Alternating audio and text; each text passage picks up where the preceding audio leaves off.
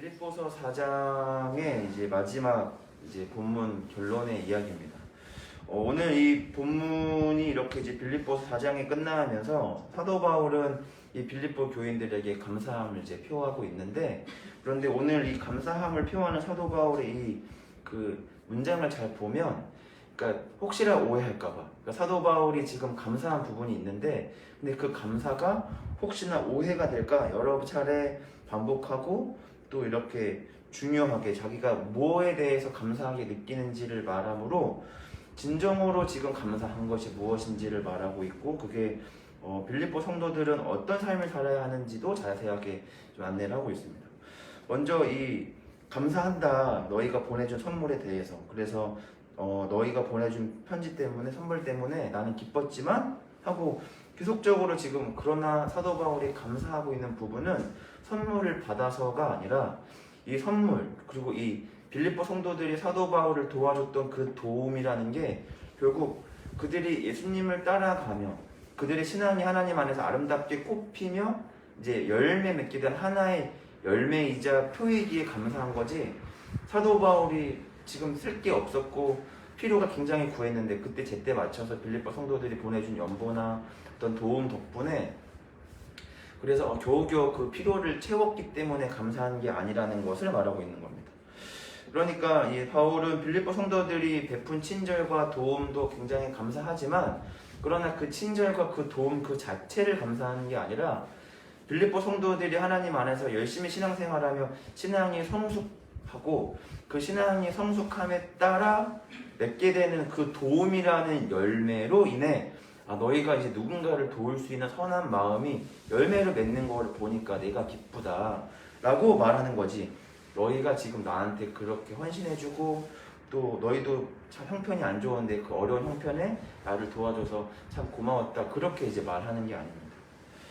그러니까 이 빌립보 성도들이 이 사도 바울을 향해서 도와주었던 이 도움의 이 열매이자 이 표로 인해 감사하다라고 말하는 거죠. 그러니까 이 빌립보 4장 17절에 보면 내가 선물을 구함이 아니다, 이렇게 사도 바울은 분명히 말하는 거죠. 그러니까 이제 고맙다 이렇게 말하면 혹시라도 이 빌립보 성도들이 편지를 받고 더 큰 어떤 도움과 선물로 사도 바울의 어떤 이제 옥중 생활을 조금 도와주려고 하는 건가, 뭐 이렇게 이제 오해가 될까봐 내가 지금 너희한테 감사하다고 말하는 건 선물을 구하는 것도 아니고, 그리고 그 도움 자체가 기뻐서가 아니라 너희가 누군가를 도울 수 있는 신앙적인 어떤 성장을 이루는 것을 감사한다라고 하는 겁니다. 그러니까 이 예가 맞을지 모르겠지만 이제 저한테는 이제 자녀가 이제 2명이 있는데, 제가 이제 며칠 전에 이제 일이 끝나고 뭐 육체적으로 조금 이제 피곤했었던 상태여가지고 이제 집에 이제 식탁에 이제 옷을 벗어두고 이렇게 이제 집에서 입는 이제 편한 이제 평상복으로 갈아입은 다음에 식탁에 이렇게 좀 약간 넋을 빼고 이렇게 그냥 가만히 이렇게 하늘 보면서 이렇게 좀 힘들어서 앉아 있었는데, 다원이가 와서 이렇게 몇 가지를 물어봤죠. 큰아들이 이제 8살인데 뭐 아빠 오늘 뭐 했어요? 뭐 하고, 제가 근데 그냥 약간 그래 했어 하고 다원이가 가만히 제 얼굴을 보더니 이제 엄마한테 가서 이렇게 뭔가 귓속말을 하고 갑자기 양치를 이렇게 하러 가는 거예요. 그래서 제가 너무 성의 없이 대답한 것도 좀 마음에 걸렸고, 그래서 아내한테 이제 무슨 이야기를 했나 한번 물어보려고 이렇게 이제 아내한테 제가 이제 이름을 부르니까 이제 대야 뭐 방금 다원이가 뭐래? 이렇게 물어보니까 아빠 얼굴에 슬퍼 보인다, 이제 이렇게 이제 말을 한 거죠. 사실 그 마음이 조금 감동을 받았습니다. 별거 아니지만 아비된 자로서 좀 기뻤습니다. 왜 기뻤냐면 다원이가 이제 8살이 되고 나서 아빠의 표정이 안 좋은 걸, 아빠가 혹시 오늘 슬픈 일이 있나? 그렇게 아빠를 염려할 수 있는 나름의 성장을 거둔 것에 대한 아빠로서에 대한 기쁨이 마음에 있었습니다. 그래서 보통 저희가 이제 다원이한테 여러 번 다원아 양치해야 돼 하면 그때서야 이제 몇 번 말하면 이제 네 하고 이제 칫솔 들고 이제 화장실로 가서 양치를 하는데, 아빠 얼굴이 안 좋아 보이니까 바로 아빠가 이렇게 양치해라 하기 전에 그냥 양치를 하러 갔던 것 같아요. 그러니까 지금 사도 바울도 그냥 양치를 하러 가는 다원이를 제가 기뻐하는 게 아니라 그냥 아빠를 생각하는 다원이의 마음을 보고 기뻐했던 것처럼, 사도 바울도 빌립보 성도들이 지금 힘들게 생활하고 있는 자신을 도와준 것 그 자체로 바울이 기뻐하는 게 아니라는 거죠. 왜냐하면 우리 어제 말씀에서 조금 더 보면 나는 비천에 처할 줄도 알고 풍부에 처할 줄도 알고 배부름도 배고픔도 풍부도 궁핍도 처할 줄 아는 이 모든 것에 대한 비결을 내가 체득한 사람이다라고 하는 걸 말하는 거죠. 그러니까 이걸 좀 전체 문장으로 이해하면 나는 기쁘고 감사하다. 너희한테 감사한 게 아니라 너희가 그런 신앙적 성장을 거두도록 하나님께서 너희 삶에 그렇게 관여하신 것에 대해서 기뻐하고, 이제는 너희가 그전에는 하나님에게 나 쓸 것만을 그렇게 구하는 삶을 살았는데 이제는 누군가의 어려운 형편 또 비참한 현실을 그냥 외면하지 않고 누군가를 도와줄 수 있는 선한 어떤 양심이 자라난 것, 나는 그것에 감사하다. 그러니까 나를 더 도와주려고 하지 말고 하나님께서 너희 어떤 신앙적 성장을 그렇게 이끌어 가시는 것처럼 너희도 누군가한테 그렇게 신앙적인 어떤 성장을 이제 거둬야 한다라고 하는 겁니다. 그러니까 사도 바울은 이 도움을 준 것을 그냥 도움, 선물 등으로 그냥 끝내는 게 아니라 오늘 14절의 본문의 시작을 뭐라 말하냐면 괴로움에 함께 참여하였다라고 하는 거죠. 그러니까 지금 사도 바울에게 이제 힘내세요 하고 나름의 빌립보 성도들이, 교회 성도들이 이렇게 모여서 나름의 먹을까지 옷가지들이나 이런 것들을 이제 에바브로 디도의 편을 통해서 사도 바울에게 이제 보냈는데 그냥 도움을 준 것뿐인데, 근데 그게 이제 하나님의 입장에서는, 그게 사도 바울 입장에서는 괴로움에 동참한 것으로 보는 거죠.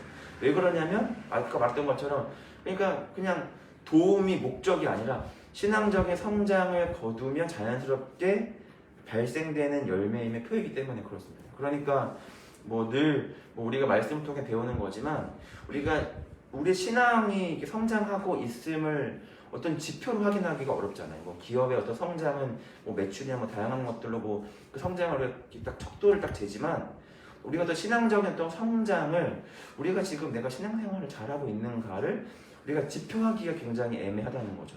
그럴 때 내 신앙이 얼만큼 성숙했나를 구분할 수 있는 가장 좋은 지표 중에 하나는 인격인 거죠. 그러니까 우리의 신앙과 인격은 늘 같이 가게 되기 때문에 우리의 신앙이 성장함에 따라 인격도 함께 성장을 해야 한다는 거죠. 그 문화 속에서 인격 성장해야 하는데, 근데 우리가 이제 잘못 갖고 있는 이 기독교의 잘못된 종교심 중에 하나가 신앙심은 굉장히 성장해서 새벽 예배도 큐티도 말씀도 헌금도 정말 누구보다도 열심히 하지만 삶 속에서 그렇게 좋은 성품과 인격을 갖고 있지 않은, 뭔가 신앙과 인격이 이렇게 불균형을 이루어 있는 신앙인들을 많이 보게 됩니다. 그러니까 그리스도교나 예수님의 가르침과 하나님의 말씀을 통해 우리가 듣는 건 뭐냐면 하나님을 향해서 뜨거운 마음이 이웃을 향해서 차가울 수 없고, 하나님을 향하여 그 진지하고 그 질문이 많고 그 생각이 깊은 마음이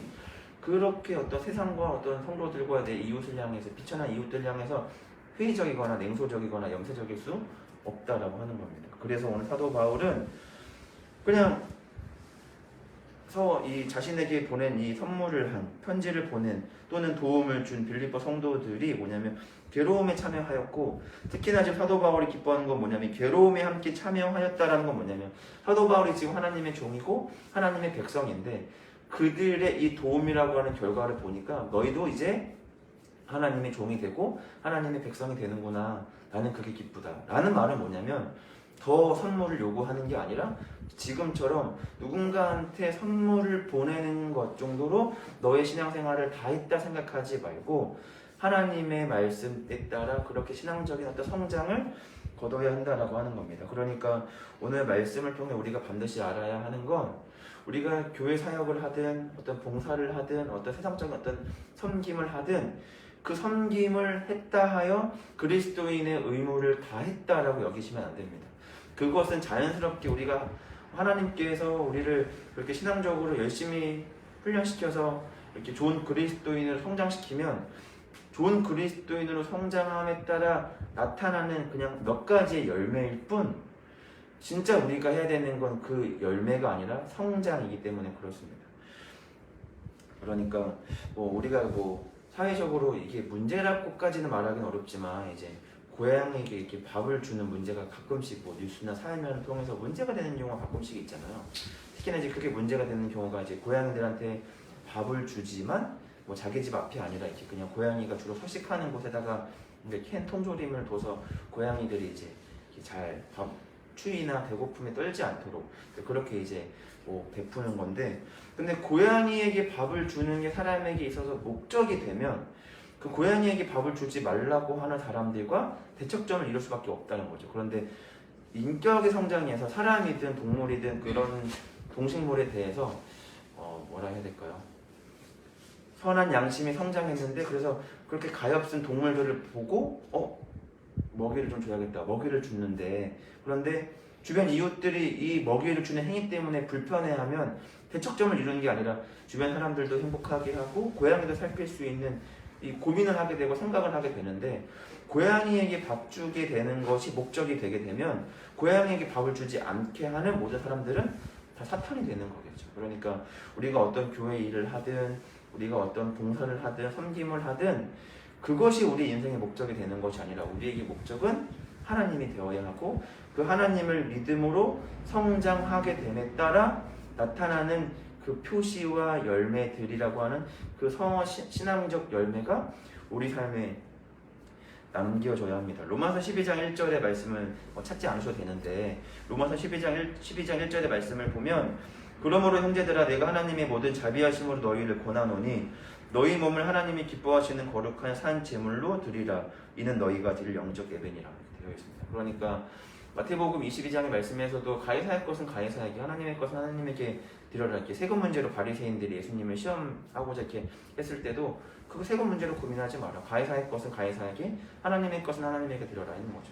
가이사의 것은 그 당시 이제 그 유대 사회에서 사용됐던 이제 화폐에 그 가이사의 얼굴이 박혀 있는 그 동전이나 뭐 은전이나 뭐 금전이나 그런 거 세금 문제로 고민하지 마라. 그거 황제한테 바쳐라. 그런데 진짜 하나님께 드려야 할 것은 하나님께 드려라. 바로 그게 뭐냐면 저와 여러분들이라는 거죠. 오늘 사도 바울이 말하는 12장 1절을 통해서 거룩한 산 제물로 드리라고 하는 이 하나님의 말씀도 다른 어떤 봉사하는 것으로, 또 하나님께 예배 드리는 것으로 그리스도인으로서 내가 할 것 다 했다라고 말하지 말고 너희를 하나님께 드려라. 여기서 산 제물이라고 하면 조금 더 이 원어 성경으로 조금 더 정확하게 보면 살아있는 제물이라고 하거든요. 살아있는 제물. 그러니까 우리의 삶을 하나님께 온전히 드리라는 것입니다. 왜냐하면 하나님께서 우리의 삶을 어떤 수단이나 소모품처럼 사용하기 위해 이 땅을 그렇게 다스리시는 분이 아니기 때문에 그렇습니다. 그러니까 이 세상을 창조하셨을 때 우리의 도움이 필요 없으셨던 분이기 때문에 어떤 일을 위해 우리를 성장시켜서 그렇게 봉사하는 자리, 섬기는 자리, 일하는 자리로 우리를 보내시기 위해 그렇게 섬기시는 게 아니라는 거죠. 그러니까 교회에 일할 사람 없어서, 세상에 예수님 복음 전할 사람 없어서 하나님이 그 일을 우리한테 맡겨서 그 일이 우리의 삶의 목적이 되게 하시는 게 아닙니다. 이 세상을 하나님께서 창조하셨을 때 우리의 도움 없이 하나님께서는 그 말씀만으로 이 세상을 가장 완벽하게 창조하셨던 그분이 이 세상을 바로잡는데 우리의 도움이 필요하다는 것은 그건 말이 안 되는 소리입니다. 그럼에도 불구하고 이 땅에서 하나님께서 우리를 하나님의 거룩한 일들을 맡기시는 이유는 뭐냐면 그 일들을 통해 우리가 하나님의 마음을 깨닫고 하나님과 같이 아름답게 성장하기를 바라시는 것이기 때문에 그렇습니다. 그러니까 우리의 섬김과 헌신과 봉사가, 여러분의 예배가 그 예배 자체가 목적이 되지 않기를 바라고 하나님이 그 목적이 되기를 바랍니다. 그래서 19절의 그 말씀처럼 하나님이 그리스도 예수 안에서 영광 가운데 그 풍성한 대로 너희 모든 쓸 것을 채우시리라, 이 말씀처럼 결국 하나님께서 우리를 결국 인도하시는 그곳이 바로 뭐냐면 영화로운 또 풍성한 그 어딘가라는 거죠. 그러나 그 과정까지는 오늘 사도 바울의 이 삶처럼 때로 감옥에 갇혀 있는 것 같은 비극적인 어떤 시간들이라는 게 있지만, 결국 하나님께서 우리를 세우시고 앉히시고 우리를 도달하시게 하는 자리는 어디냐면 그 감옥이 아니라 영광 가운데 풍성한 것 자리로 우리를 인도하신다라는 거죠. 그러니까 사도 바울은 그것에 기뻐하는 겁니다. 그러니까 오늘 새벽 예배에 참여하신 우리 성도님들도 꼭 이 하나님의 말씀을 기억하셨으면 좋겠습니다. 우리가 하나님께 봉사하고 헌신한 것으로 나 다 했음을 말하는 자들이 아니라 오늘도 하나님 안에서 그렇게 하나님께서 우리를 이끄시는 그 방향대로 아름답게 성장하시고, 그 성장하시며 자연스럽게 맺는 그 열매들로 인해서 하나님께는 영광이 되고 또 주변 이웃들에게는 큰 덕이 되는 우리 커피와 교회 성도들이 되시기를 간절히 소망합니다. 기도하겠습니다.